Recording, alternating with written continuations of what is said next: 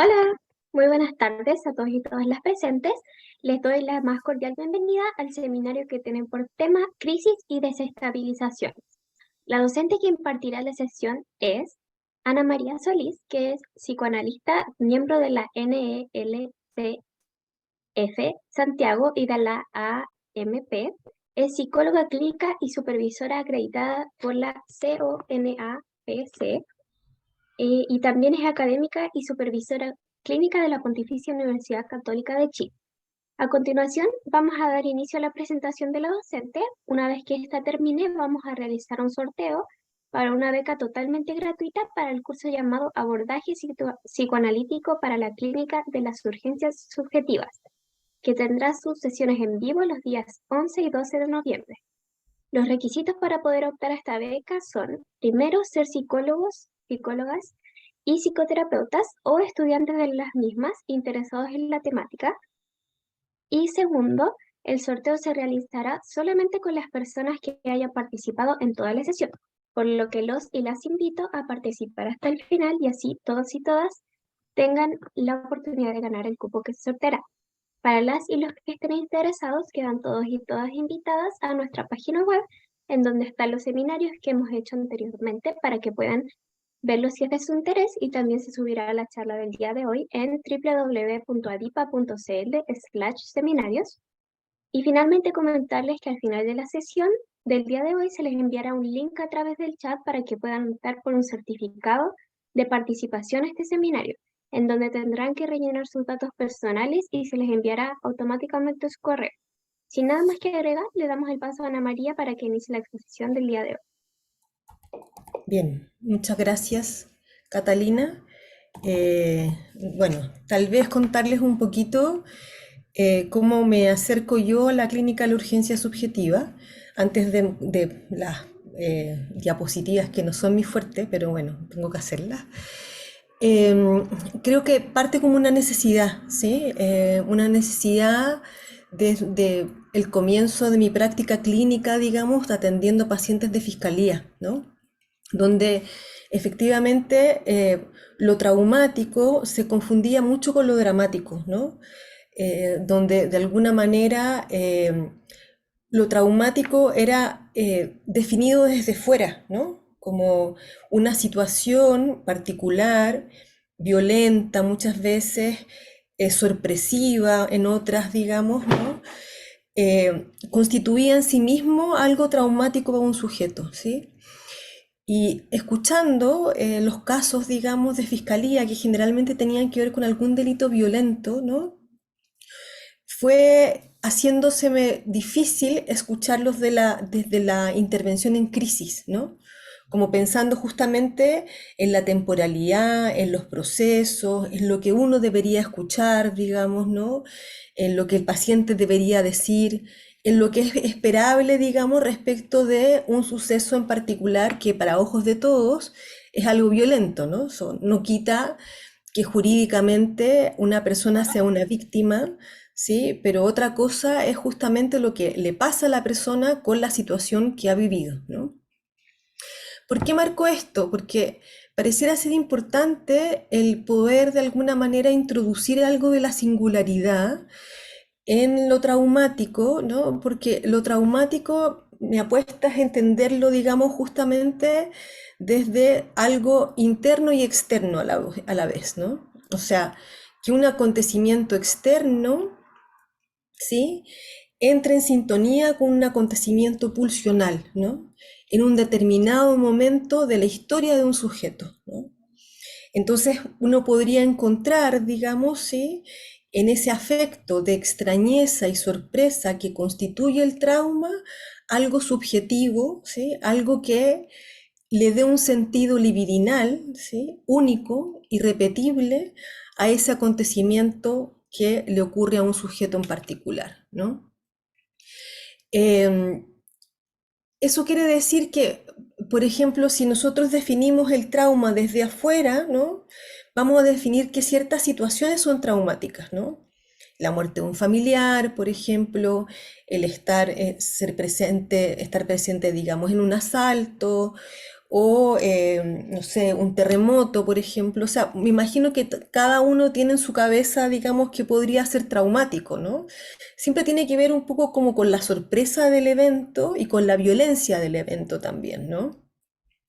Ahora bien, eh, eso trae dos consecuencias al menos, ¿no? Una tiene que ver justamente con que aparece esta idea de, en la lógica de las buenas intenciones, de ir como en tropa, digamos, de psicólogos a responder a una demanda que todavía no se ha formulado como tal, digamos, ¿no?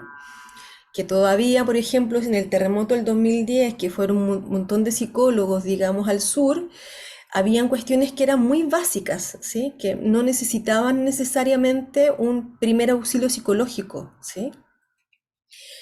Eh, que no hay tanta distinción entre la urgencia y el primer auxilio psicológico, ¿sí? Sino que más bien se necesitaba comida, ropa, no sé, implementos para construir, digamos, casas, levantar medias aguas, etcétera, ¿no? Eso por una parte. Y segundo, eh, lo otro importante es que también si pensamos que lo traumático se define justamente por la vivencia del sujeto, ¿sí? Podemos ver que de repente una palabra maldicha, alguna situación inesperada, algo que para nosotros es nimio, ¿no? Algo que para nosotros no tiene ninguna relevancia, puede ser traumático para un sujeto, ¿sí? Esto cobra todo su valor cuando, por ejemplo, lo que hacemos es justamente decir, ah, bueno, en la lógica de las clasificaciones, el sujeto tiene un trastorno de personalidad, ¿sí? Porque la reacción que tuvo frente a este evento que es nimio, ¿sí? Que es como insignificante para nosotros, está sobre, ¿cómo decirlo? Sobre reacciona el paciente a eso. Y lo que tenemos como resultado es efectivamente un paciente diagnosticado con trastorno de personalidad, ¿no?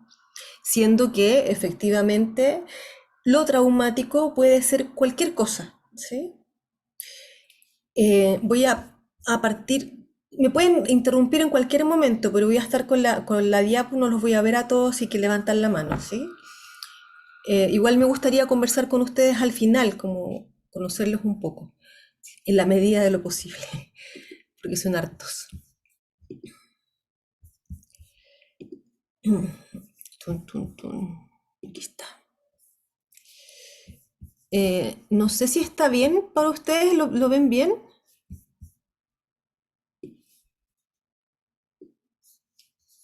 ¿Sí o no? ¿Alguien que me dé una señal de vida, por favor? ¿Catalina, se ve bien? Sí, se ve bien. Ya, perfecto. Entonces, ¿qué vamos a pensar que es la urgencia subjetiva? ¿Sí? Es una desestabilización por sobre todas las cosas. O sea, cuando pensamos que algo se desestabiliza, suponemos lógicamente que algo estaba estabilizado, algo funcionaba, ¿no? Y que fundamentalmente se manifiesta, digamos, en la ruptura del lazo con el otro, ¿sí? Los lazos amorosos, laborales, familiares, digamos, ¿sí? Pueden romperse justamente por la incidencia de lo traumático, ¿no? Incluso uno puede ver ciertas manifestaciones en el cuerpo, ¿no? Como dificultades para dormir, dificultades digestivas, dificultades para comer. O sea, hay algo que funcionaba antes, ¿sí? Que frente a la irrupción de lo traumático ya no funciona de la misma manera. Eso es algo patente, digamos, ¿no?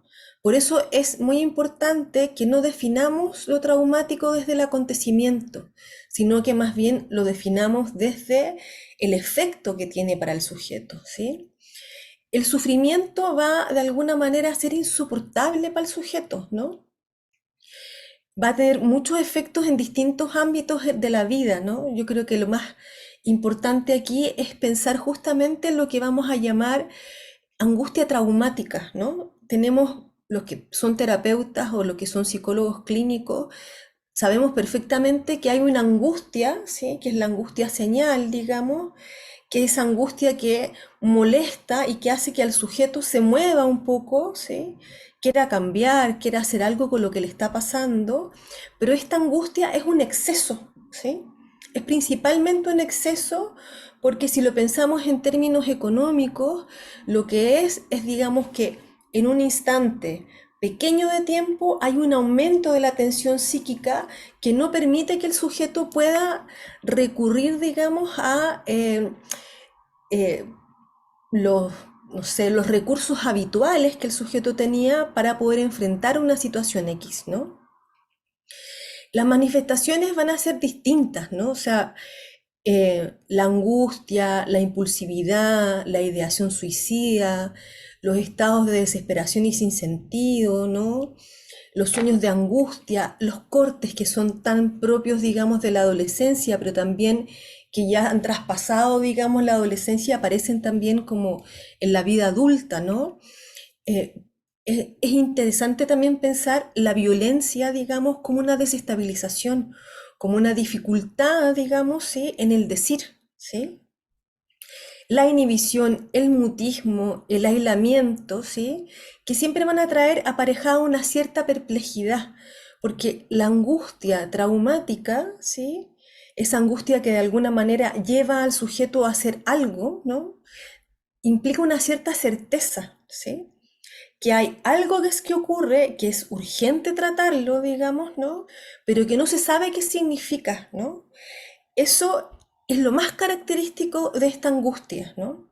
Que uno podría verla, por ejemplo, en las crisis de pánico, ¿no? Que efectivamente el sujeto no puede responder, ¿sí? No le encuentra un sentido, que nosotros preguntamos cuál es el sentido, pero hay algo ahí de lo que hace de homeostasis subjetivante para nosotros, que es darle el sentido a las cosas, ¿no? O sea, nosotros podemos vivir más o menos bien, digamos, si es que efectivamente podemos darle un sentido a lo que nos ocurre, ¿no? Clínicamente estos sujetos se presentan como no pudiendo dar cuenta de lo que están pasando, ¿sí? Como sujetos muy confundidos, digamos, ¿no? Sujetos que a veces no se pueden sentar en el box, sujetos que ya vienen porque tuvieron un intento de suicidio, o sujetos que golpearon a alguien, ¿no? O sujetos que vienen en el mutismo feroz, digamos, y que llegan justamente a las postas en Chile, y que ahí hay algo, digamos, de ese mutismo que genera una cierta angustia, una cierta urgencia en la familia, por ejemplo, ¿no? Eh, eh, no sé cómo correr la diapo aquí, ya. Lo que es característico es la idea como de la urgencia, ¿no? Como de una solución rápida, ¿sí? ¿Por qué? Porque esta angustia en particular, la angustia traumática, ¿no?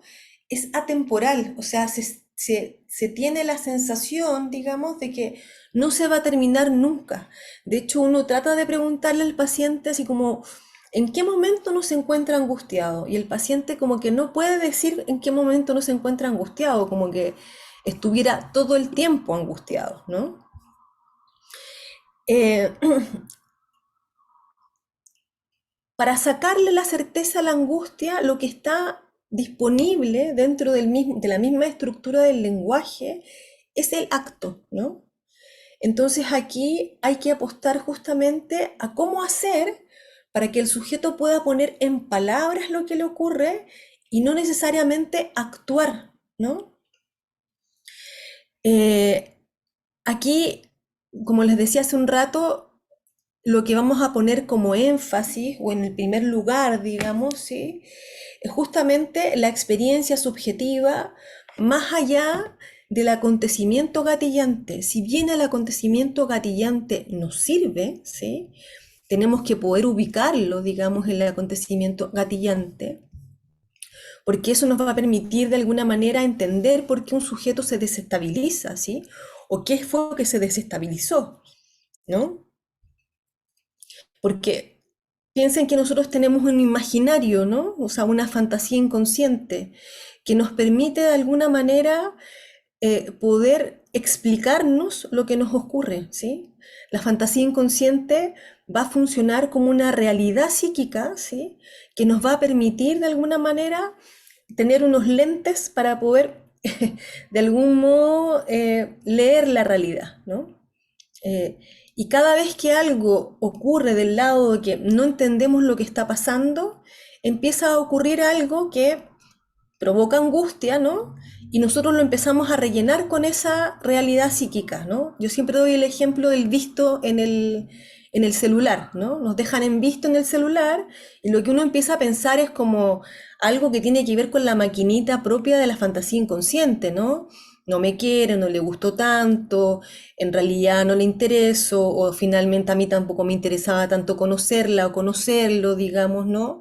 Ahí ustedes pueden rellenar con sus propias fantasías inconscientes, digamos, ¿no? Entonces, justamente lo que ocurre, ¿no? En la neurosis al menos, ¿sí? Es que esa fantasía inconsciente tambalea, ¿no? O sea, tambalea nuestra realidad psíquica, la realidad donde vivimos, ¿no? Tendemos a pensar que compartimos una realidad, ¿no? Y en realidad, si uno lo piensa, como el lenguaje es un elemento parasitario, ¿no? Pensamos lo que no queremos pensar, ¿sí? Soñamos lo que no queremos soñar, decimos muchas veces lo que no queremos decir, digamos, ¿no? Como el lenguaje es un elemento parasitario que no se apaga como un computador, ¿no? Sino que uno sigue soñando, uno sigue pensando, digamos, ¿no? Y esa particularidad del lenguaje va a tener que ver justamente con la lectura que cada uno haga de la realidad, ¿no? Por eso el malentendido en el lenguaje es estructural, ¿no? O sea, en las parejas generalmente pasa eso. Es que tú me dijiste que esto iba a ser de esta manera, es que yo no te lo dije así. No, es que no es como me lo dijiste, no es lo que me dijiste, sino que cómo me lo dijiste, ¿no? O sea, empiezan una serie de dificultades, ¿sí? Y de malos entendidos, ¿no? Que efectivamente son estructurales, ¿no? Entonces, esa realidad inconsciente, ¿sí? O esa realidad psíquica, esa fantasía inconsciente, que en psicoanálisis lacaniano se llama fantasma, ¿sí? Es lo que nos permite tener un imaginario, digamos, de cierta estabilidad psíquica, ¿sí? De que sabemos más o menos quiénes somos, sabemos cuáles reacciones tenemos frente a determinados acontecimientos, digamos, ¿no? Que de alguna manera vamos a poder reaccionar frente a ciertas cosas de una determinada manera. Es eso lo que se va a desestabilizar en la neurosis, ¿no? Y es por eso tan importante poder encontrar el gatillante. Es como si uno pudiera hacer como un recorte de la escena, ¿no? O sea, de esto que usted me está contando, ¿no? ¿Qué fue lo que le dio más rabia? Por ejemplo, si lo que dice el paciente es la rabia, ¿no? O qué fue lo que lo angustió más, o qué fue lo que lo perturbó más, ¿no? Y vamos a encontrar un elemento, ¿sí? Recuerdo un caso de una mujer para el 2010, digamos, ¿no? Del terremoto, que no podía dejar de escuchar el ruido del terremoto, ¿no? No sé si ustedes escucharon un ruido en el terremoto o no, digamos, ¿sí? Pero ella escuchaba un ruido, ¿sí? Y que no podía dejar de escucharlo y era súper perturbador para ella, ¿no? Y entonces cuando se le pregunta, digamos, ¿no? Como ese ruido se parece a algo, ¿sí? Y lo que ella dice es que cuando ella era chica, lo que hacía era recostarse en el pasto mientras el papá pasaba la podadora de pasto, ¿no? Y entonces pasa de eso a hablar del papá, ¿no? Fíjense que ahí hay un sentido libidinal que ella le puede dar a eso que funciona como algo traumático para ella, el ruido del terremoto, ¿no? Una mujer que se le cayó la casa completa, pero eso no le importó, es el ruido, solamente el ruido, ¿sí? Entonces, justamente eh, hay que poder ver de alguna manera en qué se tocó algo de el trauma como proceso. No lo voy a alcanzar a desarrollar ahora, así que lo voy a dejar como para los que quieran asistir, digamos, al curso. Pero hay que entender, digamos, que el trauma, ¿sí? Para el psicoanálisis es un universal, ¿sí? ¿Por qué? Porque no estamos pensando necesariamente que hayan personas que hayan pasado por un trauma y otras no, ¿sí? Sino que más bien la misma constitución subjetiva implica un trauma, ¿no? ¿En qué sentido? Bueno, en varios, ¿no? Pero ¿cuál es el importante que por lo menos plantea Freud, ¿sí? Y con eso lo sigue Lacan. Es que al perder, digamos, la, el sentimiento oceánico de ser uno con el otro, al perder la primera experiencia de satisfacción que implica ser uno con la madre, ¿no? La no diferenciación entre el niño y la madre, entre el pecho y el niño, digamos, ¿sí? Al perder eso, algo se traumatiza en el cuerpo porque la satisfacción tiene que ser de otra manera. Ya no es la satisfacción completa, ¿sí? Sino que algo se pierde en el momento que se separa el niño del pecho de la madre, ¿no? Lacan lo va a decir de una manera distinta. Va a decir que el lenguaje, ¿sí? Porque nosotros sufrimos justamente del lenguaje, ¿no? De lo que se nos dice, de lo que no se nos dijo, digamos, ¿sí? De lo que no podemos decir, ¿sí? Y que va a decir que el lenguaje va a tocar el cuerpo y en eso lo va a traumatizar. Cuando digo traumatizar, no piensen en algo terrible, ni violento, ni nada por el estilo, sino que es la modificación, digamos, ¿sí? De una satisfacción en el cuerpo, ¿sí? Entonces, traumatiza, ¿sí? Ustedes pueden pensar en sus casos, digamos, en ustedes mismos, cuáles son los significantes o las palabras de alguna manera que los marcaron, ¿sí? Que los marcaron y de alguna manera uno rodea la neurosis, digamos, frente a esos significantes o a esas palabras, ¿no? Ahora, si bien la urgencia se tiende a pensar como la crisis, digamos, ¿sí? Hay dos cosas que son importantes. Es que siempre en un caso va a haber un punto de urgencia, ¿no? Siempre hay un caso que, en todos los casos, uno puede encontrar algo que se le volvió insoportable al sujeto y que por lo tanto tuvo que ir a consultar, ¿no? Puede ser alguien que lleve años con una depresión, pero resulta que por producto de la depresión se separa de su pareja, digamos, y la pareja le dice algo, ¿sí? Que le hace sentido y la trae a consultar. O sea, todo caso tiene un punto de urgencia, ¿no? Y por otro lado está la urgencia subjetiva, así propiamente tal, que tiene que ver justamente con esta desestabilización subjetiva, ¿no?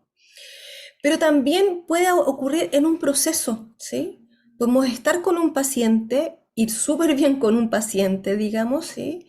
Pero resulta que en el mismo proceso se toca algo que es traumático para el paciente, ¿no? Y que tendremos que ver cómo sostenemos algo de eso, porque la clínica de la urgencia se trata de sostener al sujeto, ¿sí? De poder no dejarlo ir, digamos, ¿no? O sea, Lacan tiene una frase muy bonita en el seminario 10 que dice tomar de la mano para no dejar caer, ¿sí? Y que es efectivamente qué es lo que le vamos a ofertar al sujeto, ¿no? Para poder apostar a cierta estabilización subjetiva, ¿no? Que es como frente a la atemporalidad de la angustia, digamos, ¿no? ¿Qué temporalidad posible podemos ofrecerle a este sujeto? ¿Sí? Bien. Vamos a pensar entonces que la urgencia tiene que ver con una ruptura aguda de la cadena significante, ¿no?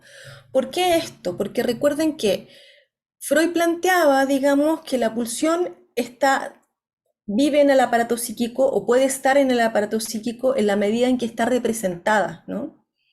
Entonces, la pulsión, ¿sí? Como energía psíquica constante, digamos, que no se agota nunca, ¿sí? La manera de tramitarla es a través de las representaciones, ¿no? O sea que una palabra tenga una cierta carga energética, ¿no?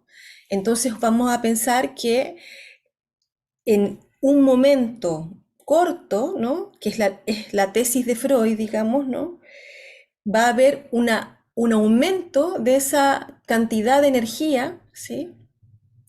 Que finalmente las representaciones que están asociadas a ellas no alcanzan a tramitarla, ¿no? Entonces, como les decía al inicio, clínicamente lo que nosotros vamos a ver es un sujeto que no puede representarse ni representar lo que a él le ocurre, ¿no? No lo puede poner en palabras, ¿sí?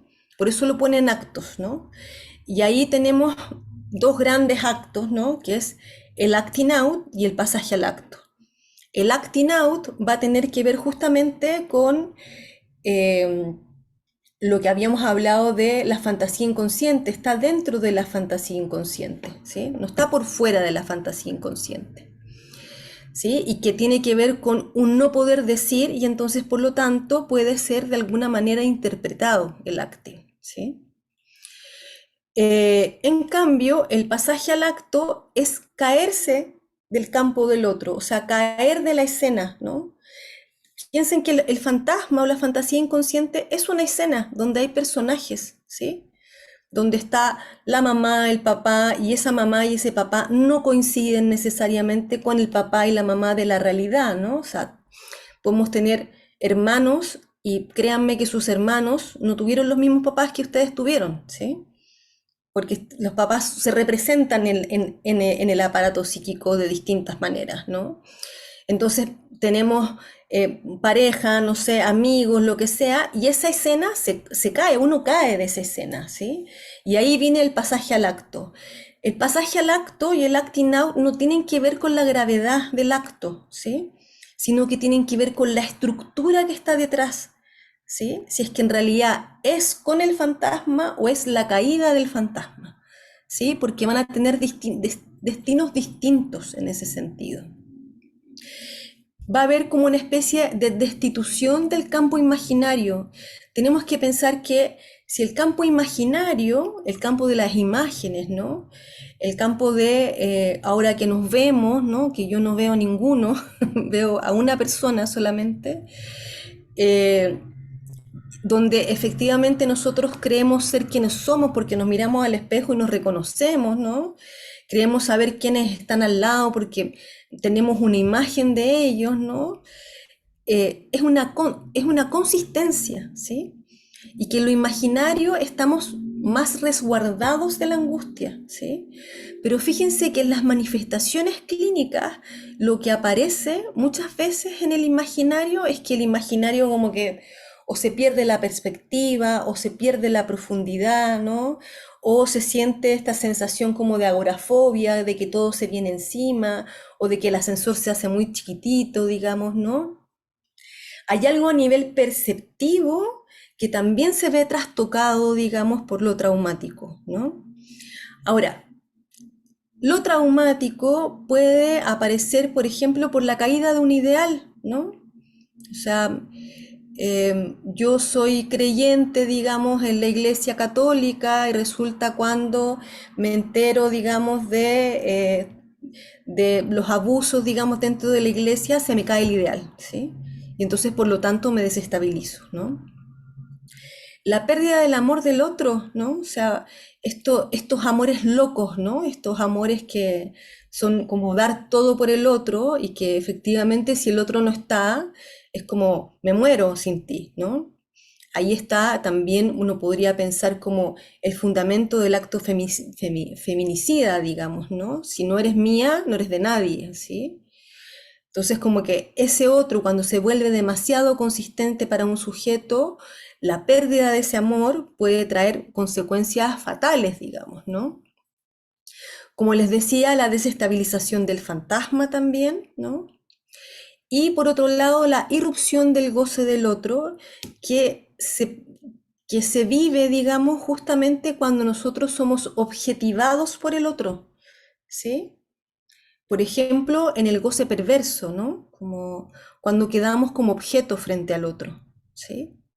Porque el perverso justamente lo que busca es causar nuestra angustia justamente poniéndonos en el lugar del objeto, ¿no? No estamos como sujetos ahí, no estamos en el lado de quieres hacer esto o quieres hacer esto otro, no estamos del lado del consentimiento, digamos, ¿no? Sino que somos utilizados como un objeto por el otro, ¿sí? Bien. Si tienen preguntas hasta acá me pueden interrumpir, insisto en eso. Bien, sigo entonces.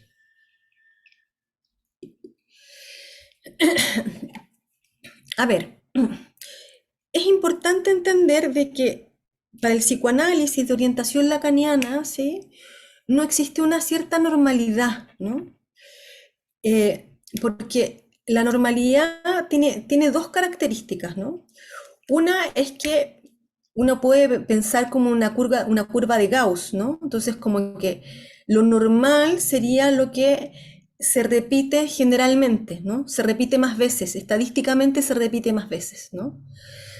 Y todo lo que no se repite, toda conducta que no se repite, tanto como las conductas más adecuadas, por decirlo de alguna manera, quedarían fuera de la curva de Gauss y por lo tanto generarían ciertas clasificaciones, ¿no? Como trastornos de personalidad, trastornos límites, bipolaridad, psicosis, no sé qué, bla, bla, bla, ¿no?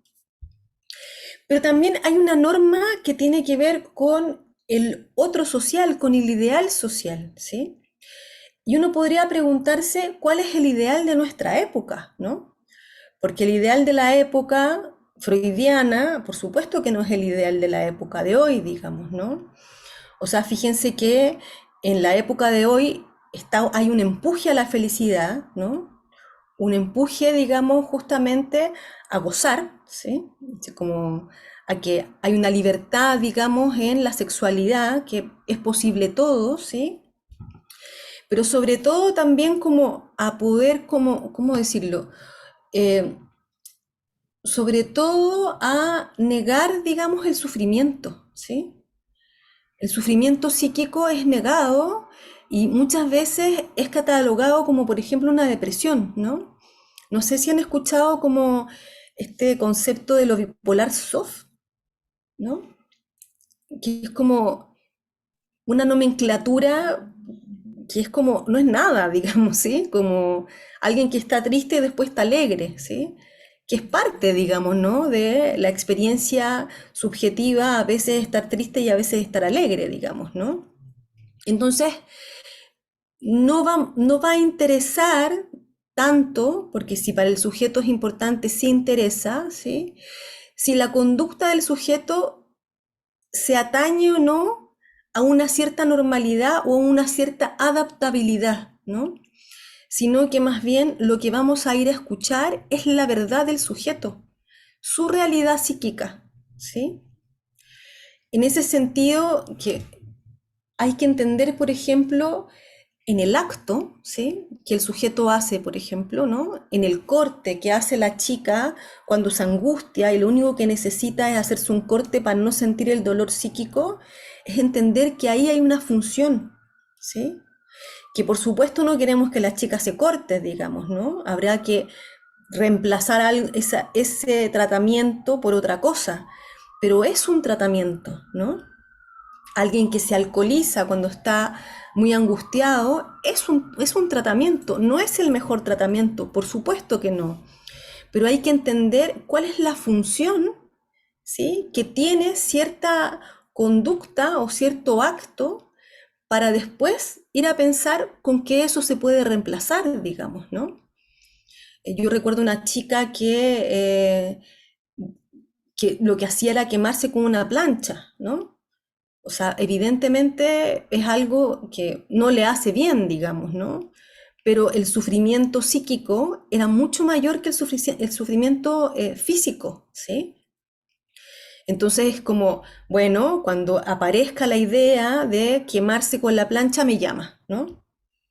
¿Sí? Justamente para poner ahí entre el acto, ¿sí? Entre la angustia y el acto, algo de la palabra, por ejemplo, ¿no? Eh, si aparece algo del pensamiento, escríbame lo que aparece del pensamiento, ¿no? Tratar de imaginarizar, ¿sí? Algo de lo real que aparece en la angustia, ¿no? O sea, de repente pacientes que están muy angustiados en la sesión, va terminando la sesión y uno le dice así como, ay, está muy lleno el metro, digamos, ¿no? Hace frío afuera, ¿sí? Para restablecer las coordenadas simbólicas imaginarias que se pierden en la urgencia, ¿sí? Entonces, aquí es bien interesante porque en la urgencia nos vamos a topar siempre con alguna institución, eh, ya sea, sí, Sebastián, dale. Hola, ¿qué tal? Hola. Eh, bueno, súper interesante el tema. Yo quería aportar y sacar que yo principalmente trabajo con muchos pacientes adolescentes, yo soy nutricionista, Ya. pero me toca mucho ver los que desvían todos estos fantasmas hacia el tema de la alimentación. Claro, a mí me toca ver los pacientes que están al borde del diagnóstico de un trastorno de alimentación. O sea, son pacientes jóvenes, adolescentes, que tienen conductas de culpa e incluso se autoinfligen daño, cortes, lesiones, pero todavía no llegan a un daño lo suficientemente frecuente como para tener un diagnóstico.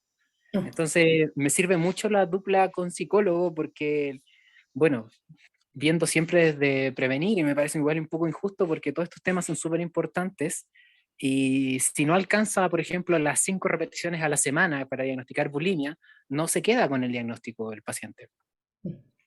Mm. pero tiene todas estas conductas. Mm. Sí, es cierto, a veces como que las conductas llegan, digamos, como a una autoagresión que es bien, bien importante, ¿no? Que, por ejemplo, se ven las conductas de purga, digamos, ¿no? O de no comer hasta morir, digamos, ¿sí? Y claro, eso, ahí es súper importante como trabajar, me hiciste pensar justamente en esto, como como de quién es la urgencia, ¿no? Como si es de la familia, si es de la institución, digamos, y cómo hacer que la urgencia aparezca en el paciente, ¿no? Porque muchas veces son los padres los que consultan, pero el paciente no tiene una demanda, ¿sí? Y entonces, ¿cómo trabajamos con pacientes sin demanda o cómo trabajamos con padres, digamos, que están muy asustados por sus hijos, por las conductas de sus hijos, pero sus hijos en realidad como que no quieren cambiar mucho, digamos, ¿no? Entonces ahí el equipo multidisciplinario sirve bastante, o sea, sirve bastante como poder apoyarse en los colegas, digamos, ¿no? De distintas disciplinas para cumplir distintos roles, porque uno no puede ser como abogado y juez al mismo tiempo, digamos, ¿no? Entonces como ahí me parece interesante pensar como el trabajo en equipo y también la pregunta de quién es la urgencia, ¿no? Sí, es que, y el tema de qué herramientas tenemos para que visualicen que tienen el problema, porque como dices, a veces se saltan la acción sin pensar en la urgencia. Entonces, ¿cómo podemos hacer que lo vean? Por ejemplo, en el caso de jóvenes, ellos, si no tienen, no les han enseñado todavía cómo afrontar todas estas emergencias emocionales, claro, se pasan directo a la acción compensatoria. Entonces, ¿qué herramientas tenemos para ayudarlos a que vean su urgencia? Mm. O sea, yo creo que ahí la urgencia es súper singular, no vamos a tener como una herramienta, ¿sí? Lo que sí tenemos principios, ¿no? Principios, por ejemplo, de que en realidad la vivencia de la normalidad en la urgencia eh, tiene que tener un lugar en relación como a los ideales, ¿no? Como, porque la urgencia para esa chica, por ejemplo, que no quiere consumir es que no quiere engordar, digamos, ¿no? O que en realidad no quiere, le dice que no a la madre, digamos, ¿no? Anda a saber tú lo que hay ahí detrás de eso, ¿sí? Pero sí, me parece que ahí la maniobra transferencial es lo que sirve, ¿no? Recuerdo un caso de una chica que llega como a un traumatológico, digamos, ¿no? Porque no un caso mío. Y como se había tratado de suicidar, ¿no? Se tira del no sé cuánto piso y llega a un traumatológico porque finalmente termina muy quebrada, pero no pasa nada y empieza a no comer, digamos, ¿no? Entonces, el analista lo que hace es empezar a comer delante de ella, ¿no? Un manjarate. Sí, sí, y entonces como que la niña se interesa en eso y le dice así como, convídame, ¿no? Así como, y él le dice, no, tú tienes tu comida, ¿no? Y fíjense que ese bits, ese chiste, digamos, entre el analista y la paciente, le permite a ella de alguna manera eh, poder como comer algo, digamos, ¿no? Porque faltaba que alguien le mostrara el deseo por comer, ¿sí? Recuerdo otro caso también de otro colega, digamos, que contaba en un curso que yo hago de iniciación en la Católica, que contaba que llegó un sujeto a la urgencia, digamos, no queriendo tomar agua, estaba deshidratado, totalmente deshidratado, llevaba días sin comer y sin tomar agua. Y entonces como que las enfermeras le trataban de meter agua, digamos, no, suero, no sé qué, y el tipo estaba muy agitado, hasta que el analista se acerca y le pregunta, así como le dice, pero ¿por qué no quiere tomar agua? ¿No? Que fíjate que es poner al, al objeto, digamos, de la medicina, ¿no? Que hay que ponerle agua como sea, digamos, porque si no se muere.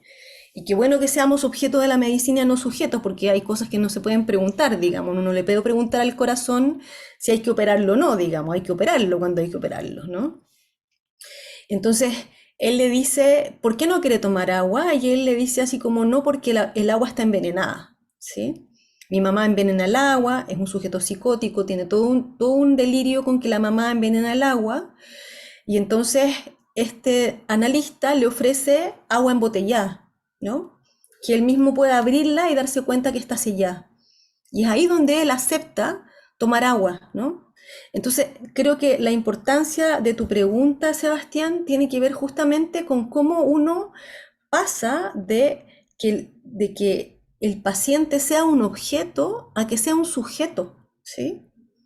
A que el sujeto pueda decir por qué no quiere comer, pueda decir que lo que le está pasando lo está pasando por X motivo, ¿no? Y que no sea solamente un objeto de la medicina, ¿no? ¿Sí? Eso creo que para mí es central, digamos, ¿no? Porque efectivamente la urgencia a veces en las familias no se entiende, ¿no?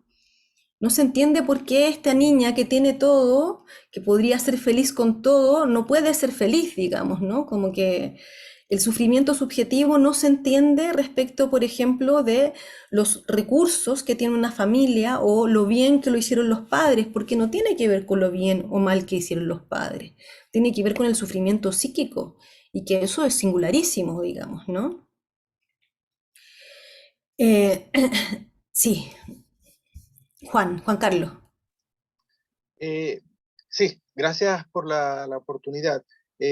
A propósito de lo que mencionabas, se me ocurre pensar, es que la urgencia, justamente, la urgencia es ausencia también de palabra, ¿no? Eh, eh, está gobernado, en el caso del adolescente, está muy gobernado por el acto, ¿no? Y en la clínica también, aunque a veces no llegan urgencias como tal, igualmente es una falta de palabra, ¿no? O algo que se nombre, ¿no? Y a propósito de lo que decía la intervención anterior, eh, esa misma urgencia donde la subjetividad está normada por el acto, por la falta de palabra y por el acto, yo veo que muchas veces uno como profesional del área de la psicología eh, cae en esa dinámica, ¿no? Entonces, hay que hacer algo, ¿no? Dame una técnica porque necesito hacer algo. Y uno puede caer un poco justamente en hacer, y no dar espacio para el saber, ¿no? Yo entiendo que a veces hay una urgencia por querer sacar a la persona con anorexia, a la bulimia, al, al que se autolesiona, al potencial suicida, pero nos enfocamos tanto en dame una técnica que estamos, no estamos dando el discurso o no estamos dando el espacio para el hablar, ¿no? Obviamente aquí no hay recetas, ¿no? Pero sí observo como que mucho la necesidad de actuar también, como lo está haciendo el paciente. Entonces, podemos, sin darnos cuenta, caer o reforzar que esto se va a solucionar haciendo algo, dame una técnica, dame una herramienta. Y en eso podemos caer en no ver al sujeto, sino ver una técnica, ¿no? Un poco esa es la reflexión que se me ocurrió en este momento, quise compartir. Muchas gracias, Juan Carlos. Yo estoy de acuerdo contigo. A mí me parece que ahí lo que se obtura es el saber que puede tener el sujeto respecto de lo que le pasa, ¿sí? Como apostar al saber, ¿sí? A que el sujeto sabe algo de lo que le pasa, ¿no? Y a querer saber también, ¿no? Porque efectivamente a veces como el acto lo que dice es que no quiero saber nada de esto, digamos, ¿no? Entonces, sobre todo en la adolescencia, cómo trabajar con los padres, digamos, ¿no? Cómo trabajar con la subjetivación de los padres, porque a veces uno recibe adolescentes donde los padres vienen a depositarlos, digamos, ¿no? Así como, arrégleme al niño, digamos, ¿no? O la institución escolar, digamos, ¿no? Porque es un niño impulsivo, o porque le pegó al compañero, o porque no sé qué hizo en la sala de clases, digamos, ¿no? Y se nos olvida de que ese chico o esa chica es un sujeto, ¿sí? Y que en ese sentido tiene toda la dignidad de su palabra, digamos, ¿no? Entonces, como que hay ciertas cuestiones que a veces uno hace del lado de lo imaginario, por ejemplo, ¿no? Como yo recuerdo un adolescente que venía después de una pelea muy fuerte con la mamá, ¿no? No quería hablar, por supuesto, y de repente saca algo de su mochila y es un estuche, ¿sí? Un estuche hecho por ella. Entonces yo le pregunto por ese estuche. Y ella me dice que no, que los hace ella con lana y no sé qué, bla, bla, bla. Me muestra la técnica, ¿sí? Y fue hacer un lazo con ella a través del objeto, ¿sí? Y dejarla un rato que no hablara de lo que no quería hablar, ¿sí? Darle el tiempo para poder hablar en el momento en que ella pudiera, porque también esto no es una cronología, digamos, ¿no? Sino que el tiempo también es singular. Soraya.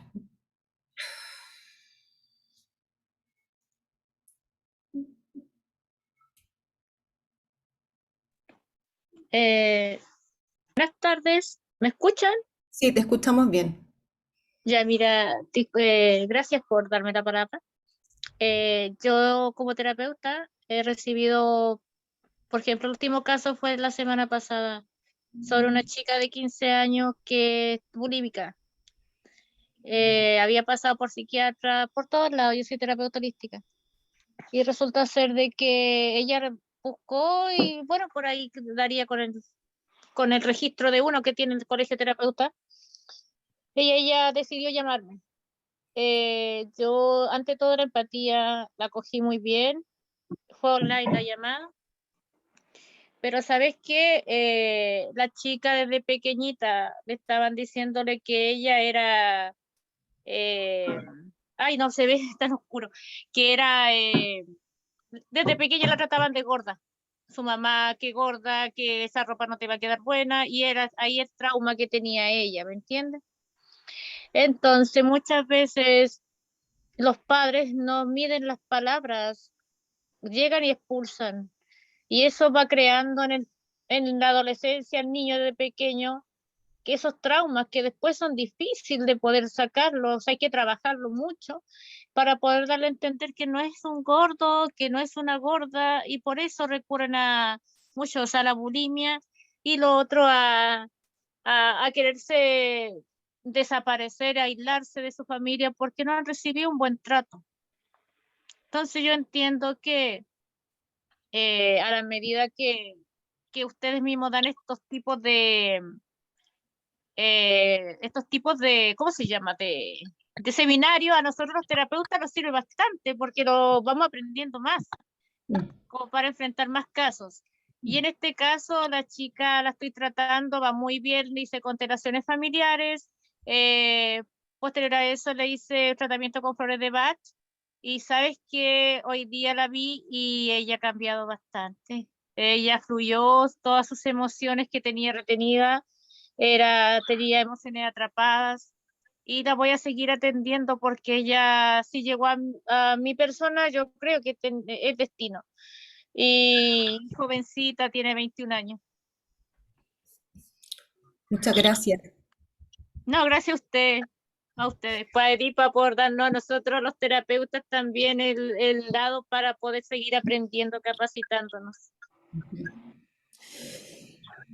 Bien, yo creo que también siempre hay que subjetivar un poco a los padres, ¿no? O sea, como qué le pasará a ese padre, digamos, que dijo algo como eso, ¿no? Bien, a ver, hay un empuje de la sociedad, digamos, a que el sujeto vuelva rápidamente a la normalidad.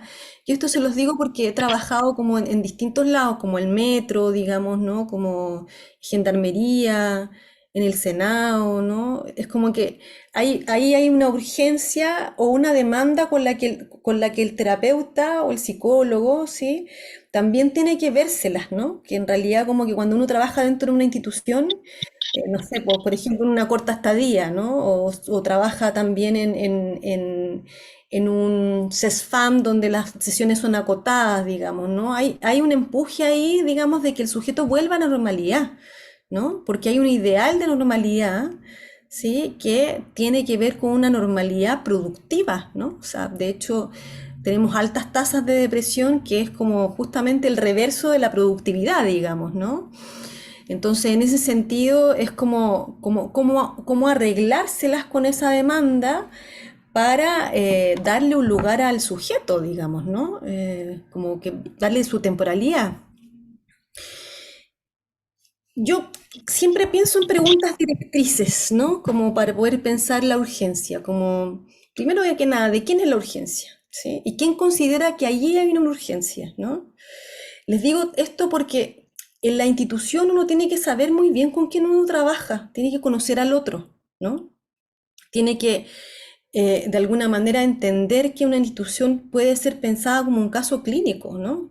La institución tiene un síntoma, tiene una fantasía inconsciente, tiene un ideal, digamos, ¿no?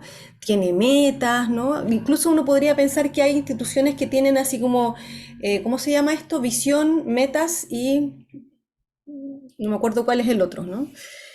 Eh, y entonces, como, ¿quién considera allí que es una urgencia, sí? Y si eso coincide o no coincide con lo que el paciente es un padecimiento, digamos, ¿no? Les hablaba al principio de mi entrada a la clínica de la urgencia por una chica que es violada brutalmente en la calle, ¿no? Y ella llega a consultar, pero lo que me dice es que en el momento de la violación, lo que ella hace es disociarse, ¿sí? Así como conscientemente ella se disocia, ¿sí? Entonces no tiene ningún tipo de efecto traumático para ella la violación en sí misma, ¿no? Y entonces como que ahí era la pregunta, bueno, pero ¿por qué no está teniendo este efecto traumático? Debería tenerlo, ¿no? Ella se las arregló de una manera impresionante y lo que ella la trae a consultar y por eso acepta la atención es porque en realidad se tiene que cambiar de ciudad a propósito de la violación y tiene la madre encima, ¿no? Entonces, fíjense que no hay una urgencia en ella, hay un motivo de consulta, cómo sacarse la mamá de encima, digamos, ¿no? Pero efectivamente hay ciertos sujetos que se las arreglan bastante bien, ¿no? Frente a situaciones que podrían ser traumáticas, ¿no? O sea, como la iglesia, Dios, digamos, ¿no? Creencias, la misma familia, ¿no? O sea, hay que también reconocer que los sujetos pueden de alguna manera ir a rescatar sus propios recursos, ¿no? Entonces, ¿quién considera que hay una urgencia? Es súper importante porque a veces recibimos pacientes de nuestros colegas psiquiatras, por ejemplo, o de otros colegas, digamos, donde lo que aparece es la angustia del tratante y no la angustia del paciente, ¿sí? Porque es el tratante el que se angustió, ¿no? Entonces, como que uno tiene que saber muy bien ahí cómo diferenciar la angustia de uno que provoca, por ejemplo, que alguien diga, estoy pensando en matarme, digamos, ¿no? Que es la alerta máxima de todas, ¿sí? Pero que alguien piense en la muerte o alguien piense en matarse no significa necesariamente que lo va a hacer, digamos, ¿no?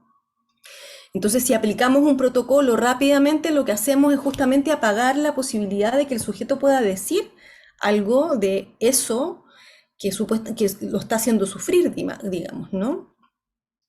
Entonces, ¿para quién es importante resolver esta situación? ¿Sí? ¿Y por qué? ¿No? O sea, fíjense también que nosotros nos topamos con lo psicojurídico, ¿no? O sea, efectivamente, si nosotros tenemos un caso de abuso sexual, digamos, ¿no? Estamos obligados a, entre comillas, digamos, justamente a denunciar, sobre todo si estamos en una institución. Pero ¿qué pasa si uno llega y denuncia sin considerar lo que el sujeto quiere? ¿Sí? ¿Cómo hacer con esa demanda institucional, digamos, que dice hay que denunciar, digamos, versus alguien que no quiere denunciar, por ejemplo? Que efectivamente denunciar traería estragos en su vida, ¿no? Entonces, como que ahí la urgencia nos enfrenta un poco con la ética, ¿no? Con qué ética vamos a escuchar, ¿no? ¿Cómo resolver como equipo la urgencia que atraviesa a los profesionales? Yo creo que ahí es importante entender de que hay que poder escuchar al otro, ¿sí? Como que aquí nadie tiene una como escucha privilegiada, ¿sí? Como, es que yo soy psicólogo, soy psicoanalista, y yo sí escucho al sujeto, ¿no? Es como, ¿desde dónde se escucha, ¿sí? A varias voces, a un mismo sujeto, entendiendo de que están los protocolos, ¿sí? Pero lo importante es cómo de alguna manera nosotros hacemos relevar a un sujeto en particular. ¿Por qué para este sujeto este protocolo podría servir y por qué no? Digamos, ¿no? Como tensionar de alguna manera las costumbres, lo voy a decir así, de las instituciones, digamos, ¿no? Instituciones, por ejemplo, que dicen, estoy inventando, ¿no? Así como para que el sujeto pueda hacer una rehabilitación aquí tiene que estar sin ningún tipo de consumo, ¿sí? De drogas, por ejemplo. Cuando el consumo de drogas lo que hace es estabilizar algo, ¿sí? Entonces, bueno, existe esto que se llama como reducción del daño, ¿sí lo han escuchado en drogas? ¿Sí? Reducción del daño, que es justamente como que consuma menos, digamos, ¿sí? Pero también tratando de entender cuál es la función que tiene la droga para ese sujeto, ¿no? Creo que es importante una transferencia de trabajo, o sea, como creer en el otro, ¿sí? Respetar el trabajo del otro y pensar, chiquillos, yo creo que eso es fundamental, como darse un tiempo para pensar, que es un poco lo que traía Juan Carlos, digamos, ¿no? En esto de ir así como a actuar rápidamente, digamos, sin pensar lo que está pasando, ¿sí? Porque yo trabajé coordinando y supervisando un programa, digamos, en la pandemia de la Fundación de las Familias, que depende directamente de Presidencia, donde recibíamos casos todo el rato. Y habían sujetos que decían así como, es urgente, me voy a matar, no sé qué, bla, bla, bla. Pero en realidad como que cuando uno iba al rescate, digamos, de ese sujeto, como que la urgencia se había pasado, ¿sí? Entonces como que hay que también poder como darle un valor a lo que el paciente dice, ¿sí? Y que el paciente de alguna manera también se responsabilice de lo que dice, ¿no? Porque no es cualquier cosa, o sea, aparecía la angustia en el terapeuta, pero resulta que el paciente después dejaba de contestar, digamos, ¿sí? Y venía la semana siguiente y era como, no, ya pasó, está todo bien, digamos, ¿no? Entonces como que hay que darse el tiempo para poder responder, ¿sí? Para poder pensar y que eso también uno se lo puede transmitir a los pacientes, ¿no? Paciente muy angustiado uno le puede decir, a ver, momento, como demasiado, ¿no? Como vamos a ir primero con esto, después con esto, digamos, ¿no? Como vamos de a poco, ¿no? Porque también uno puede hacer el semblante de estar abrumado con todo eso, ¿no? Como que es demasiado, ¿sí? Y entonces como ordenemos un poco las cosas. ¿Qué viene primero, sí? Creo que en ese sentido uno puede hacer ese tipo de semblantes, ¿no? A ver, hay que pensar la relación de lo traumático con la estructura, ¿no? O sea, en la neurosis es posible encontrar un punto de repetición, ¿no? O sea, como recortar la escena y decir, ¿qué de esta escena? ¿Sí? Se le volvió tan difícil, ¿no? Y el paciente puede decir algo, ¿sí? Cualquier cosa. Yo recuerdo una chica que dice así como, es que él no se hizo cargo a propósito de un accidente automovilístico. Ok. ¿Quién no se ha hecho cargo en su vida? No, mi papá. Y empieza a hablar, ¿sí? Sobre el padre, digamos, ¿no? Que eso es encontrar un sentido libidinal, ¿no? Que no es un sentido que le di yo, sino que más bien preguntando ella encuentra un sentido, ¿no? O por ejemplo, esta mujer que escucha el ruido, digamos, de este ruido le suena a algo, lo había sentido en algún otro momento, es buscar la repetición. Si es que eso que siente lo había sentido en algún otro momento o no. Porque si está dentro de la repetición, uno puede entender que está dentro de lo sintomático y de lo fantasmático del sujeto, ¿no? Entonces, aquí lo que se desestabiliza en la neurosis, uno puede pensar que es justamente algo de lo imaginario en términos de lo fantasmático, de la fantasía inconsciente. Pero lo que se desestabiliza en la psicosis muchas veces es la invención psicótica, ¿no? O sea, mujer que su invención psicótica es ayudar al otro, ¿no? Y en una reunión social alguien le dice, tú nunca has ayudado a nadie, ¿no? Entonces como que esa invención que ya se había armado, imagínense, es una palabra nimia, él le tira la talla, ella dice, si me gano el quino, les voy a ayudar a todos. Y él dice así como en talla, le dice, tú nunca has ayudado a nadie. Y el delirio que se le viene es que este sujeto le pone un chip en el cuello y le maneja el cuerpo. Es una mujer que llega en un estado de estupor, que no puede flectar ni las rodillas, ni los codos, digamos, ¿no? Anda como un robot, ¿sí? Porque ese otro sujeto le tomó el cuerpo, ¿no? Con esa frase. Por eso les decía al principio que puede ser una frase insignificante para nosotros, ¿sí? Pero muy importante para el sujeto, y eso no lo sabemos hasta que encontramos qué desestabilizó a un sujeto, ¿no? Vamos a decir que el traumático es ineliminable, ¿no? Porque no tiene que ver con la situación traumática en la infancia, tiene que ver con el cambio del modo de satisfacción, digamos, ¿no? La pérdida de la satisfacción total. Lo que vamos a encontrar es la angustia y el sinsentido y la pérdida de la capacidad, digamos, de poder poner en palabras lo que nos ocurre, ¿no? Entonces, no es posible tener tips, ¿sí? Así como de, hoy qué difícil lo que le ha pasado, digamos, ¿no? O usted ha sido una víctima de esto, ¿no? Porque, por ejemplo, esta chica que yo les cuento, que sufrió una violación, ella decía, yo tengo la culpa, ¿no? Yo sabía que no podía pasar por esa calle, yo vi a esos tipos en la esquina y pasé igual, ¿sí? Y uno dice, ¿por qué esta mujer se presenta, digamos, como culpable? ¿Sí? Si ella fue víctima de eso, no tuvo nada que ver con eso, ¿sí?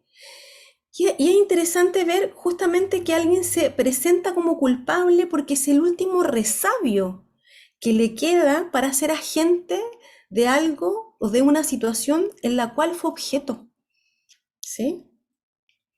Y entonces en ese sentido no hay que desculpabilizar, ¿sí? Tendemos a decir como, no, tú no fuiste culpable, no sé qué, pero la culpa tiene una función. Cómo se presenta un sujeto tiene una función. También si se presenta como víctima, ¿no? O sea, en general los pacientes se presentan como víctimas del otro, ¿no? Mi mamá, mi papá me hizo, la jefa, el jefe, no sé quién, mi marido, mi mujer, bla, bla, bla, ¿no? Pero aquí hay que tratar de escuchar por qué el sujeto se presenta de una determinada manera, ¿sí? Por eso es la lógica del caso por caso, del uno por uno. No es una generalización, no vamos a pensar que en 2 meses debería pasar esto, en 3 meses debería pasar esto otro. Ah, si en realidad pasa el tiempo, entonces no es un trastorno de estrés postraumático, sino que más bien es un trastorno de estrés generalizado. Yo no tengo mucha relación con las nomenclaturas psiquiátricas, pero me imagino que ustedes saben más que yo. ¿Sí? Entonces, como que se va cambiando el diagnóstico según el paciente, y lo importante no es el diagnóstico, lo importante es lo que tenga el paciente para decir, digamos, ¿no? Y aquí también hay que entender algo que es muy central en la clínica de la urgencia, y es cuando hablar hace mal, ¿sí? Cuando uno trata de encontrar la causa, ¿sí? Y el sujeto no puede encontrar la causa. Y entonces uno va a preguntar y a preguntar, pero ¿cómo fue? ¿Y qué sucedió? ¿Y cómo no sé qué? Para tratar de entender qué fue lo traumático, pero cuando el sujeto, uno se da cuenta que se angustia más que se mantiene estable, es como, ¿para qué? Digamos, ¿sí? Es como, no es necesario. O sea, como existe algo que nosotros, o que se llama retraumatización, digamos, ¿no? Que es cuando alguien sufre de algún evento violento y tiene que ir a contarle al carabinero, después tiene que contarle a la PDI, después tiene que contarle a la fiscal, digamos, ¿no? Y que revivir ese momento es sumamente traumático también, ¿no?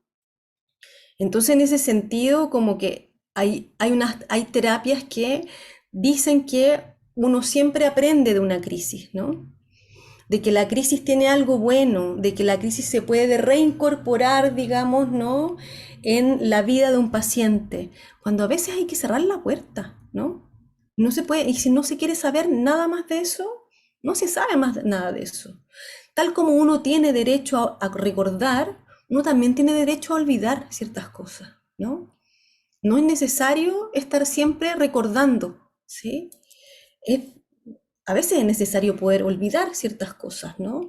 Entonces, toda esta lógica del psicoanálisis clásico de hacer consciente lo inconsciente, de ir a buscar lo traumático, o sea, hay que relativizar las cosas, nunca las cosas son blancas o negras, ¿no? Hay que poder pensar para qué, digamos, o sea, si en la clínica de la neurosis, en la clínica del síntoma, hay que de alguna manera descifrar el síntoma, ¿sí? De ir a buscar otras significaciones, ¿no? ¿Qué significa? Y ya, y cuál es la asociación que se le viene con esto, no sé qué. En la clínica de la urgencia lo que hay que hacer es cifrar, ¿sí? Eso que ocurrió, ¿no? Es, es como darle un nombre a eso que ocurrió, ¿no? Ahí vamos a decir que es el nombre de la urgencia, ¿no? Como de una paciente que se hacía golpear por la pareja y ella también golpeaba a la pareja hasta que en algún momento ella recuerda que yo le pregunté si ella podía como recordar el momento antes de que aparecieran lo que ella llamaba celos vacíos, ¿no? Y me llama por teléfono, me dice, este es, ¿sí? Estoy dispuesta a ir a pegar las dos, digamos, a los dos. Ella tenía una pareja mujer, y yo le digo que bueno, que si ella quiere eso, digamos, ¿no? Si quiere lo mismo, porque terminan, tiene una relación desastrosa, digamos, y me dice no, yo le digo, bueno, véngase a mi consulta, ¿no? Y es ahí donde ella le pone un nombre a lo que le ocurre. Y cuando le pone un nombre a lo que le ocurre, es que ella puede hacer algo con eso, ¿no? Es como un animalito, digamos, que hay que domesticarlo, ¿no? Que hay que hacerle cariño, hay que llevarlo a pasear, digamos, ¿no? A veces hay que ponerle bozal, ¿sí? Eso es lo que le empieza a ocurrir. Lo pone, hace algo externo, digamos, ¿sí? Pero le pone un nombre, ¿sí? Nominar, la nominación, ¿sí? Es una salida de la urgencia, ¿sí? Es ponerle nombre a eso que ocurrió. Como les decía hace un rato, las maniobras transferenciales sirven bastante, ¿no? O sea, como recuerdo una paciente que se está hundiendo en el diván, ¿no? Cuando dice, me estoy hundiendo, está muy angustiada, digamos, ¿no? No está diciendo que se hunde en el diván, sino que se dice que su vida se está hundiendo, pero está en el diván, entonces lo que yo hago es tomarla del brazo, levantarla y sentarla frente a mí, ¿no? ¿Qué es lo que estoy haciendo ahí? Es diciéndole que yo no la voy a dejar que se hunda, ¿no? O sea, como que paciente que después de haber contado un montón de cosas sale un poco mareada, así como me dice esto, porque llega diciendo que está despersonalizada, sale un poco mareada y lo que yo hago es tomarla del brazo, la acompaño a la sala de espera y me quedo con ella en la sala de espera, ¿sí? Viendo unas revistas que tengo en la sala de espera, ¿no? Así como haciendo algo de una continuidad imaginaria, ¿no? ¿Se entiende eso, no? Así como, eh, o no sé, como llámeme si esto aparece, por ejemplo, ¿no? Una paciente que atendí en pandemia también, que era una chica chiquitita, que cuando le aparecían los pensamientos, la idea es que ella me escribiera por WhatsApp, porque no podía hablar, ¿no? Los pensamientos la llevaban a cortarse, ¿no? Entonces como que ahí también la maniobra transferencial fue usar el chat, digamos, ¿no? O algunos semblantes, ¿no? Así como, de eso no hay que saber, ¿no? No es necesario saber de eso. ¿Para qué va para allá, no? Paciente psicótico que constantemente está muy angustiado, digamos, ¿no? Está siempre como en una especie de urgencia subjetiva, porque la madre se le mete en la cabeza, ¿no? Diciéndole que no vale nada, que no sirve de nada, que no es como su hermano, digamos, bla, bla, bla. Y entonces en sesión él contesta el teléfono y evidentemente es la madre, porque grita, si hasta yo la escucho. Y entonces yo le pregunto que quién era cuando corta, me dice mi mamá, y yo le digo, ¿y por qué le contesta? ¿Sí? Y él me dice, porque si yo no le contesto, ella va a saber que no le quise contestar. Yo le digo, no, a veces uno no contesta porque se le apagó el celular, o porque lo dejó en silencio, o porque está en otra cosa, digamos, o porque se descargó, o porque uno perdió el celular, digamos, ¿no? Y él me mira con una sonrisa y me dice así, ¿le puedo mentir? Por supuesto que le puede mentir, ¿sí? Pero eso se inaugura ahí, ¿no? La mentira es efectivamente ponerle un límite al otro, ¿no? O sea, con los niños empiezan a mentir justamente cuando le ponen un límite al otro, ¿no? Hay que construir o reconstruir un otro temporal y espacial, ¿no? O sea, cuando digo esto es como el otro que estaba en la fantasía inconsciente, ¿no? Este otro que me hace cosas, este otro que me dice cosas, este otro que quiere perjudicarme, no sé qué, o este otro que no me quiere, digamos, ¿no? Es como reconstruirlo, como reconstruir algo de lo fantasmático, ¿no? Y por otro lado, hay en el prefacio de un libro de un colega, escribe Luis Tudanca, ¿no? Que va a estar en Chile el 25 de noviembre. Hay una conferencia, digamos, que yo se las recomiendo harto, que es el ANEL Santiago, que es una conferencia abierta, digamos, ¿sí? No es arancelada. Él dice como la intervención mínima en psicoanálisis es darle la seguridad al sujeto que tiene un lugar en el deseo del otro, ¿sí? En el nuestro. Y eso no significa que lo vamos a apapachar, digamos, o le vamos a hacer como cariño, sino que más bien justamente que sus palabras tienen un valor para nosotros, ¿sí?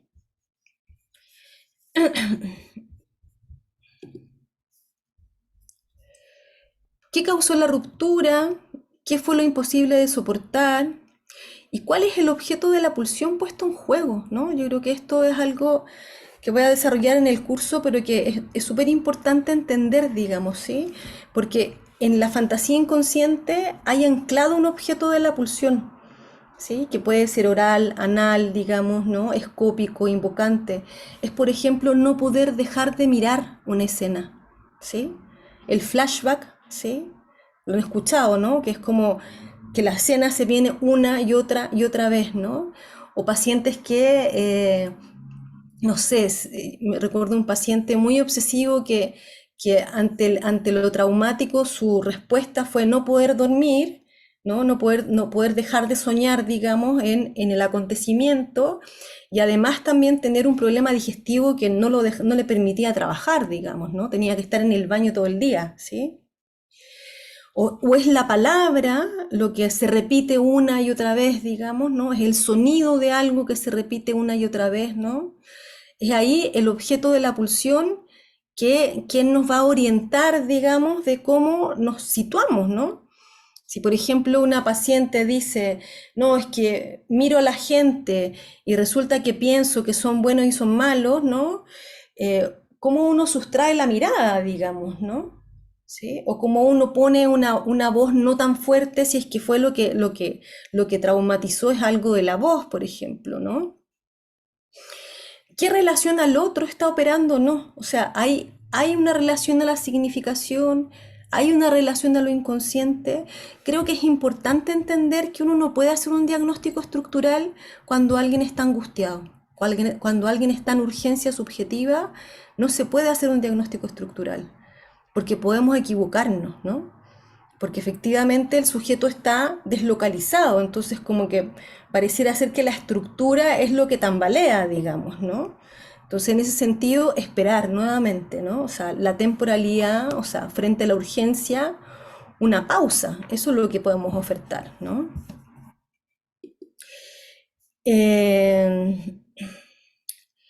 la temporalidad subjetiva no está definida por lo externo, ¿no? O sea, a veces los pacientes, yo por lo menos lo hago en mi clínica, digamos, el paciente sale muy angustiado, yo recorto una frase y le digo, tiene tiempo, me puede esperar, ¿sí? Me espera en la sala de espera, o le digo, vaya a darse una vuelta, vuelva, digamos, ¿no? Como que uno introduce un tiempo, ¿no? Cuando uno le dice a un paciente, por ejemplo, lo llamo en 5 minutos, ¿no? Cuando está muy angustiado, lo que introduce es un tiempo, porque en el intervalo es donde aparece el sujeto y donde puede aparecer la estabilización, digamos, ¿no? Aquí la idea es ofertar un tiempo de pausa, de poder pensar lo que pasó, ¿no? En los tiempos lógicos, ¿no? Como ver, comprender y concluir, ¿no? Que esos serían los tiempos lógicos de la urgencia. La localización tiene que ver con enmarcar la urgencia, ¿sí? Es como, ¿cómo ocurrió? ¿Dónde ocurrió? ¿Quiénes estaban donde ocurrió?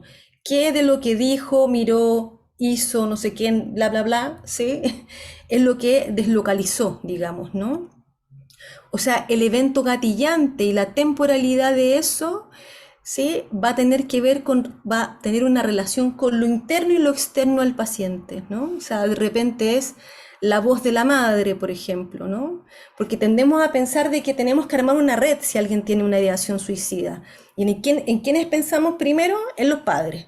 Pero a veces los padres son iatrogénicos, ¿no? O sea, como que son peor que la enfermedad, digamos, ¿no? Entonces, ¿cómo hacemos que el sujeto pueda elegir a quién llamar, por ejemplo, ¿no? Siempre que sea un mayor de edad, por supuesto, ¿no?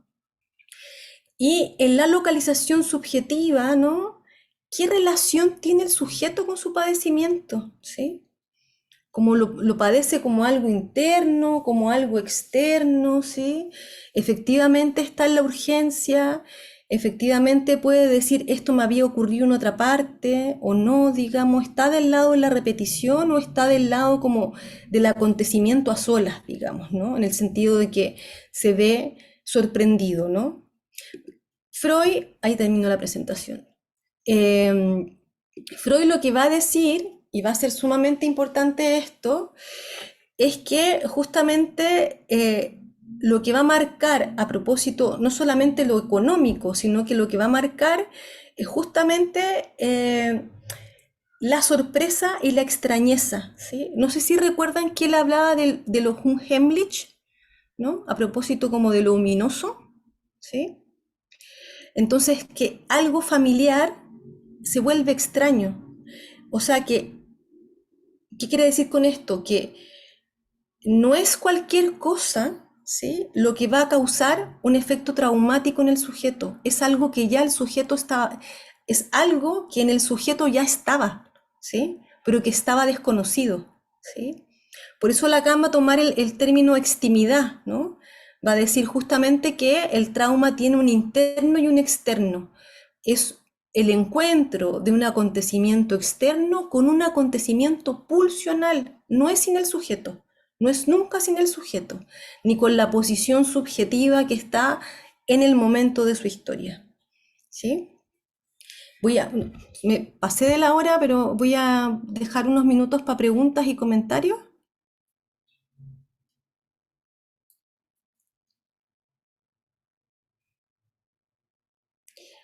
Carla. Hola profesora, bueno, primero soy Carla y la verdad es que me gustó harto el curso porque yo estoy pasando una etapa con mi hija en la que ella se ha cortado los brazos, ha intentado suicidarse más de una vez y también tiene consumo de droga. Es súper difícil porque yo también soy depresiva, entonces ahí tratar de ayudarla, como usted decía, a veces cuando los pacientes no quieren ser ayudados, uno no sabe qué hacer. En mi caso, una impotencia de no saber qué poder hacer con ella, porque ahora ya tiene 19 años y ya no es una niña, entonces donde yo voy me dicen, ella tiene que hacer todo sola, ella es grande, pero es mi hija, entonces ahí yo vivo constantemente con angustia, con pena, porque no sé qué hacer. Entonces, igual me sirvió un poco para entender también lo que ella puede estar pasando, pero ojalá existiera más ayuda para los jóvenes, porque siento que la juventud, como la salud mental en Chile está tan abandonada, profesora, hace falta más salud mental y buena salud mental, donde los pacientes sean tratados con dignidad y se les puedan dar soluciones concretas y que no existen límites de edad para ayudar a las personas, porque en el fondo todos necesitamos ayuda y todos necesitamos de otros, y los otros siempre van a necesitar de nosotros. Así que eso, muchísimas gracias. Gracias, Carla. Yo creo que tocas un tema muy importante porque además como que el adolescente, digamos, como sí, en sí mismo, digamos, no tiene un lugar. ¿Sí? O sea, uno ve a un adolescente como tomando como en la esquina, digamos, ¿no? Como que no hay lugares para los adolescentes. Están las plazas para los niños, las plazas para los viejos, digamos, los lugares para los grandes, pero es como que la adolescencia no tuviera un lugar. Camila,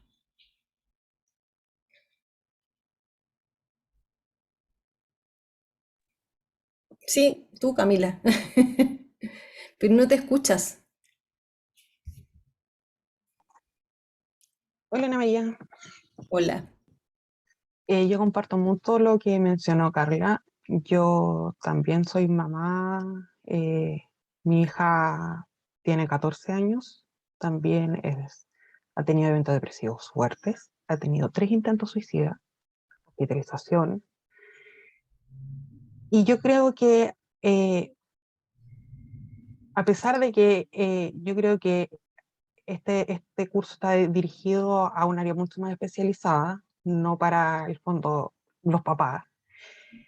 Sin embargo, eh, rescato y agradezco ciertas herramientas, como por ejemplo el no insistir, el no querer saber qué fue lo que pasó. Y es algo que a nivel personal yo lo viví, lo viví, y el querer saber, yo creo que más allá tiene un poco eh, quizás el saber si acaso uno es responsable o no, y empezar a buscar y a escarbar. Y es algo que yo he aprendido con el tiempo, con el terapeuta, que hay que dejar ir, hay que dejar ir, y que probablemente ya nunca más vuelva a hablar de eso. Y que está bien, aunque para uno, claro, queda una tremenda interrogante en la cabeza, que te dice, ¿qué pasó? No lo sé. Y eso sí, lo que sí queda es el eterno miedo a que, como yo no sé qué pasó, se vuelva a repetir. Sí, lo que pasa es que a veces ni siquiera ellos saben lo que pasó, ¿sí? La cuestión es como cómo uno responde a eso, ¿sí? No tanto Sí. como qué fue lo que pasó, sino que más bien qué se hace respecto de lo que pasó, porque si pensamos justamente en la cuestión del pasaje al acto, hay un momento de subjetivación de la persona, digamos, ¿no? Es como si no estuviera ahí, ¿sí? Entonces el puro acto. Entonces tampoco sabe por qué pasó, pero sí las consecuencias del acto, de eso uno se puede hacer responsable, digamos, ¿no? Pero no muchas veces como de algo que uno actuó solamente, ¿no? Entonces como que ahí es más bien como uno reacciona frente a eso, ¿sí? Gracias, Ya, Camila. gracias. Tenemos a Sebastián, Paz, Juan Carlos y terminamos con eso porque estamos en la hora.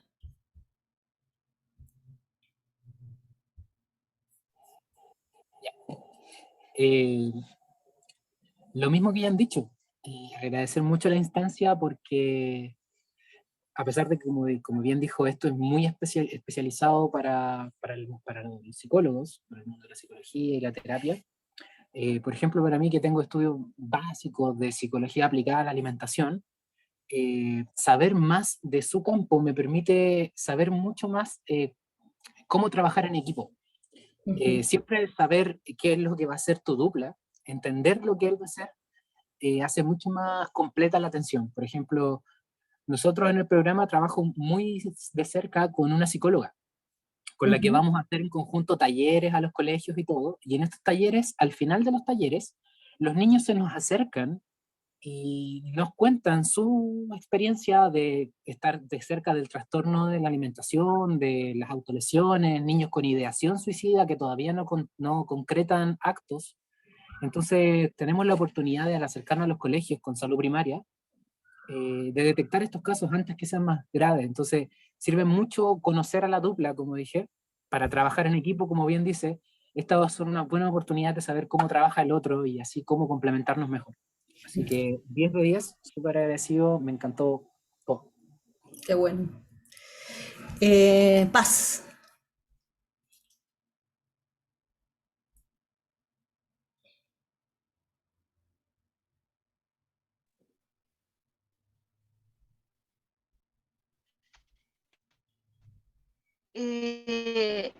Me llama la atención cuando abrirla y lavarla y dejarla reposar. Entonces me llama mucho la atención eso de que usted dice de que uno tiene derecho a olvidar ciertas cosas. ¿Cómo podría ejemplificarlo o cómo podría ser los pasos para enfrentar este trauma?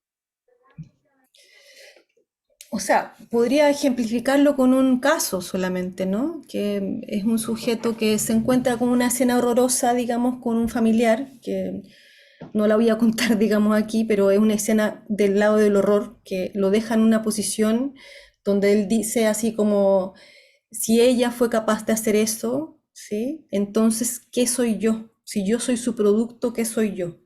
Y la idea de tratar de entender por qué hizo una cosa tan horrible, ¿no?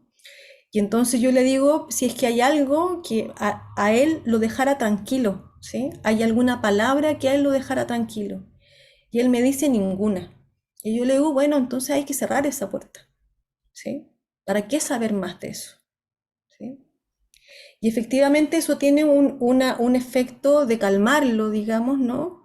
Porque él quería saber algo que es imposible de saber, digamos, ¿no?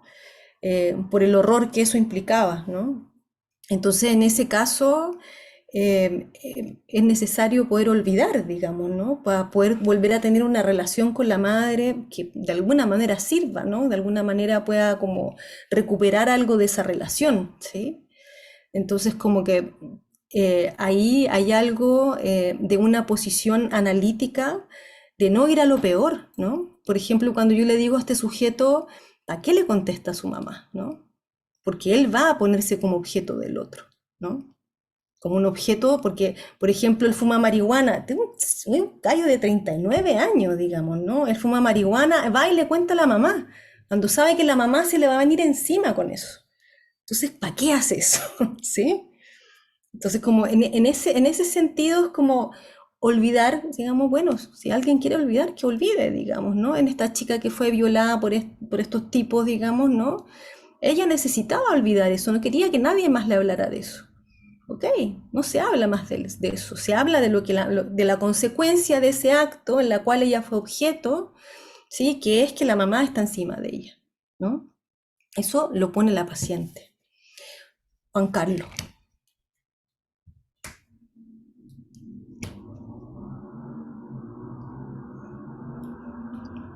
Sí, gracias. Brevemente compartir algo también como una especie de lo que yo, el hallazgo que yo he tenido en la clínica cuando trabajo con niños y adolescentes, ¿no? Que sí, ciertamente ellos a veces no pueden explicar porque no saben lo que les pasa, ¿no? Y hay que darle un tiempo porque no tienen la madurez también y todo el proceso terapéutico que se necesita para poder nombrarlo, pero también si hay algo que yo creo que ha sido, por lo menos desde mi óptica, y es lo que quería compartir un poco, es que si bien un niño y un adolescente no sabe lo que le pasa, sí sabe que lo que le pueda estar pasando puede afectar a sus padres. Entonces no lo dice o no lo quiere abrir. Muchas veces el no querer saber o no querer nombrarlo, tal vez también pasa porque sabe que esto va a afectar al padre o a los cuidadores. Inclusive yo me he dado cuenta con niños muy chicos, de 4 o 5 años, saben que lo que le está pasando puede afectar al padre, al cuidador, y no lo van a querer decir, o el mecanismo inconsciente es no querer decirlo, pero no porque no lo saben, sino porque quieren evitar que su cuidador sufra, ¿no? Y ahí es donde yo considero el valioso del acompañamiento y poder interpretar esto no como un negarse a decir, sino como un querer proteger al cuidador. Y verlo así, yo creo que nos da un camino muy distinto a abordar lo traumático también. Sí. Sí, o sea, aparece mucho eso, ¿no? Como de querer cuidar, digamos, o sea, de hecho, el caso de la chica que les contaba que me hablaba por WhatsApp, no quería hablar, digamos, de su abusador porque estaba viviendo en la misma casa con él, digamos, ¿no? Y efectivamente es como que habilitar, digamos, este decir, ¿sí? Que ella me cuenta a mí, pero habla de otra cosa, digamos, ¿no? Habilitar ese decir implicó que ella pudiera hablar con la madre, ¿no? Y poder contarle y hacer entrar un tercero, digamos, de la ley y todo eso. Es como, ¿cómo se habilita a un niño para poder decir ciertas cosas? ¿Sí? Yo creo que esa es la pregunta. Bien, no sé dónde está mi... Catalina.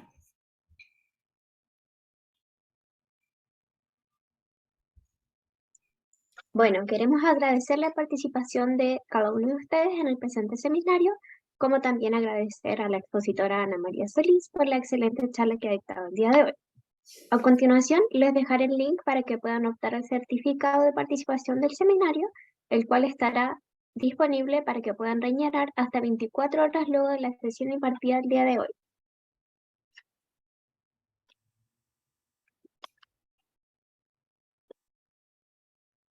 Ahora compartiré pantalla para así iniciar el sorteo y ver quién será el o la ganadora. En el lado izquierdo están los QRs también para acceder al certificado y en este lado está el sorteo.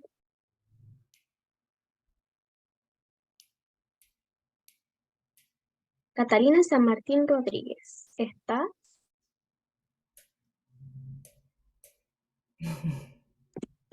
No está. No parece estar.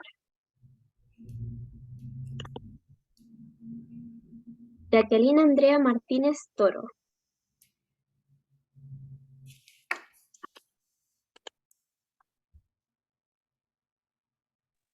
Al agua. Agua. Sin noticias.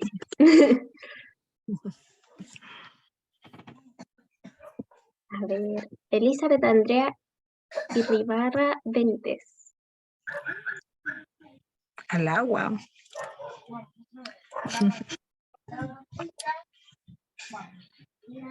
Tampoco está. Al agua. Scarlett Contreras. Al agua.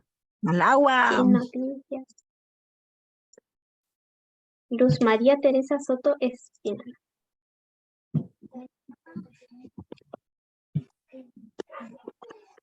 Al agua.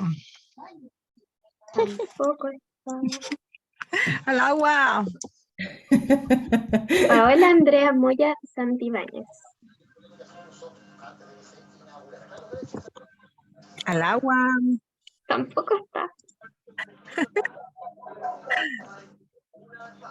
Catherine Durán. Al agua. Al agua. ¿Ah? Al agua. Al agua. Al agua. Tampoco. Álvaro Ocampo García.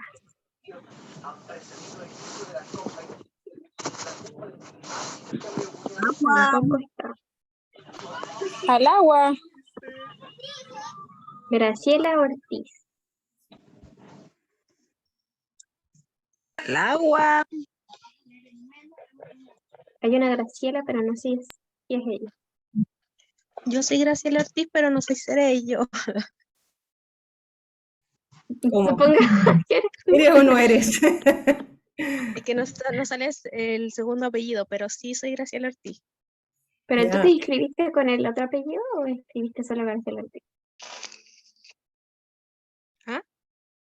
¿Te inscribiste como Graciela Ortiz o agregaste el otro apellido? La verdad no me acuerdo, es que me he inscrito a varios seminarios. Está como completado. Hace Pero, otra. Al agua y pero al yo agua. si no hay otra Graciela y yo me llamo igual. Sí, pues yo creo que sí. Sí, yo Se lo creo que ganó, sí. se lo ganó. Lo ganó, yo creo. Bueno, Aunque la felicidades. unánime, unánime. Te agradecemos que hayas participado de la sesión y te felicitamos por ser la ganadora de la beca del curso de abordaje psicoanalítico para la clínica de las urgencias subjetivas. Por lo que te comento que el día de mañana te contactará la encargada del curso para hacer efectiva la beca. También agradecemos a todos y todas por participar de esta charla y por supuesto a Ana María por haber compartido sus conocimientos. Esperamos que tengan una excelente semana y les esperamos en futuras ocasiones. Que tengan muy buenas noches. Chao, que estén muy bien. todas, Un que estén muy gusto. bien. Buenas noches. Gracias. Gracias. Gracias, buenas Gracias, noches, buenas hasta noches a luego. todos. Gracias. Gracias.